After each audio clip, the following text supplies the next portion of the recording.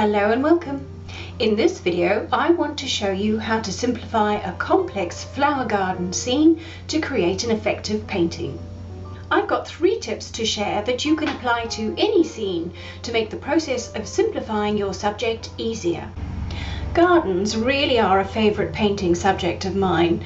I've created quite a few different garden series and I'm showing you a couple of paintings from those past series right now. And the very first video that I ever posted on YouTube was in fact a rhododendron garden painting. I'll pop a link in the cards in the top right if you want to check that out. One of the problems of painting a flower garden scene is that it's so much information to deal with at once. That's partly why we love gardens so much. They are so magnificent with all those wonderful colours and textures and layers. So when it comes to creating a painting of them, we can end up very easily overwhelmed. The solution is to simplify. So let's look at how to do that. Tip number 1 is to simplify the values. Now, values are the darks and lights in an image. To see this better, try half closing your eyes. This reduces the amount of information your eyes can detect, largely the colour, leaving you with more of a black and white image, like this. The darks and lights are more apparent, but it is still not exactly what I would call a simple structure, which is what we need. The value pattern in the image is like a skeleton, the bones that underpin the entire painting, so it needs to be strong and simple. So if looking at the black and white version hasn't achieved this, and I think that is the case for this particular image, the best option is to get out a dark marker and create a little thumbnail drawing. This is often called a no-tan sketch. It has just 2 values, dark and light. It can't get simpler than that.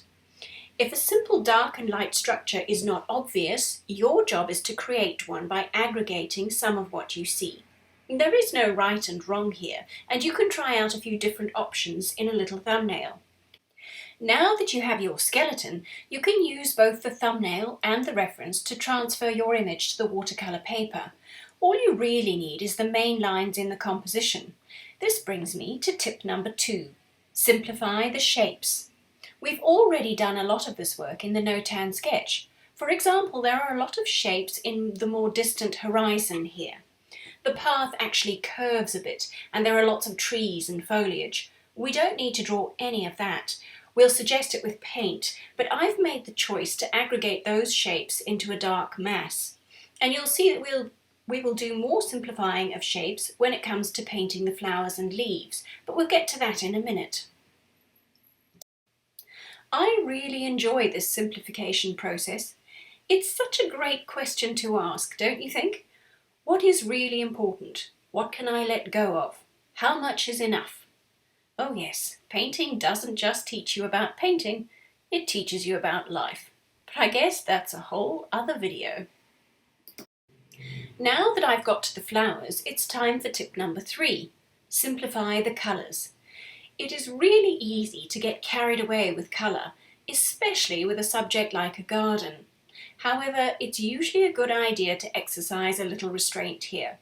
Using a limited number of colours and repeating them throughout the painting makes for a stronger result. I've also made the choice to make the flowers on the right yellow rather than white, since painting white flowers is a tiny bit more of a challenge with watercolour. Not impossible, of course.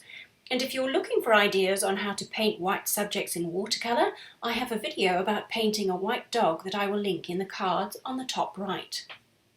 The main reason I chose yellow for these flowers is because I want a warm glow to the painting, and so yellow was one of the first colours I used. There's a lot of yellow in the sky and the path, so I'm simplifying my colour scheme by using yellow for these flowers too. I am making sure to add the darks that I'd planned in my little thumbnail sketch. Value is so important. If you've been around here before, you'll know how often I talk about it. Speaking of which, if this is your first time here and you're interested in loose watercolour painting, please consider subscribing. I create a new video like this every Wednesday. Anyway, back to those values. It is the pattern of dark and light in those flowering shrubs that gives them their shape and more dimensional appearance. part of the dark value area in this section of the painting is where the bottom of the flowering shrub touches the ground, because that is also where a contact shadow is going to be created, and because the flowering shrub is kind of leaning out over the grass, there will also be a cast shadow, and so I'm making sure to drop in some nice deep colours. I've got a lovely dark green in my palette, and one of my favourite dark colours is indigo, so that's also a good option to be dropping in to create some depth as the shadow section in the lawn there. And there's lawn on both sides, so I'm going to repeat the same colours that I used on the right as I have used on the left.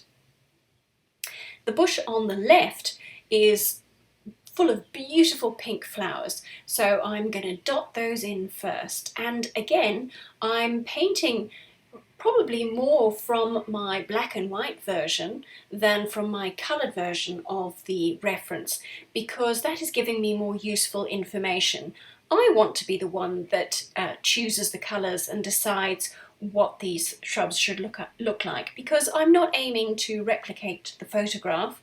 I'm choosing to create a garden scene that makes me happy, and these beautiful purples and violets are doing exactly that. There's lots of darkness and depth in that bottom corner, so I'm using those same dark colours, my indigos and purples, to create the volume, depth and shadows in the bottom of this left-hand shrub. And do you remember our tip about aggregating the shapes, simplifying the shapes? Notice that I haven't tried to paint individual blooms on those shrubs at all. I'm able to just suggest them, and the watercolour is doing most of the work for me there, because when I walk through a garden I have that lovely sense of swathes of colour whooshing past me, and I think watercolour does such a great job of conveying that feeling, because for me that's where a lot of the joy in painting comes. It's from conveying the feelings of the subject rather than simply replicating its physical appearance. As I get to that horizon line, I'm being mindful of my tip about simplifying those shapes again, because while there were a lot of complicated branches and tree trunks in the image, I just want to suggest a few of them, and I'm effectively negatively painting some of those, but I will come back and add a little bit more detail to the trunk shapes that I have left. I need some dark trunk shapes behind my bushes on the right there, because that was an important part of my value pattern. The only way that I can make those light yellow flowers on the top stand out is if I can put something nice and dark behind them.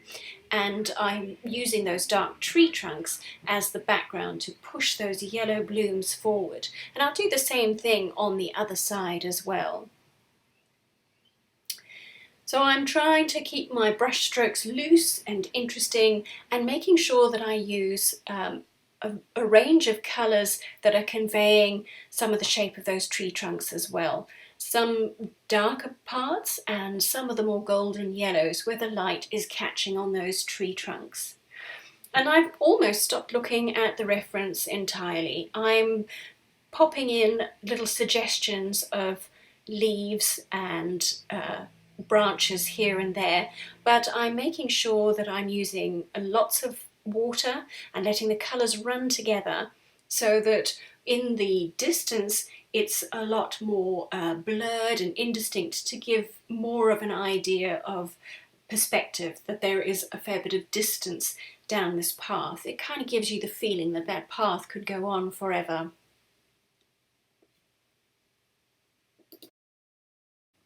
These three tips of simplifying values, simplifying colours and simplifying shapes are really guiding principles that I use in pretty much all the paintings that I ever create. They've helped me an awful lot to feel a bit more confident and have a little bit more structure even in a loose approach, and I really hope they do the same for you. Thanks for watching. See you next time.